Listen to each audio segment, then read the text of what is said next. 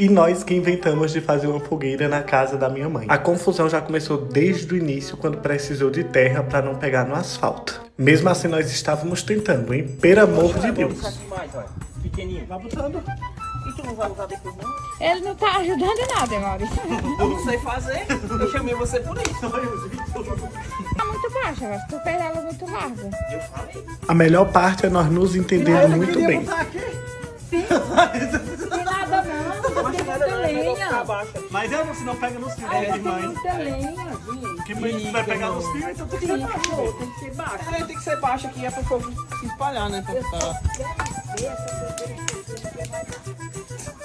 Uma fogada, né?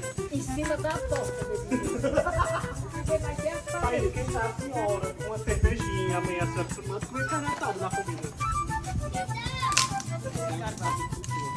Eu não acredito, não. Não, deixa eu ver. Esse braço assim.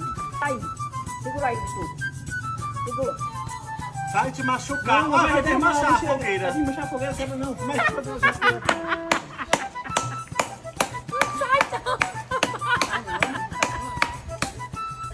E terminou que a família toda contribuiu, mas acabou que deu certo no final. E olha aí, nossa fogueira de São João foi um arraso, hein? Pelo amor de Deus!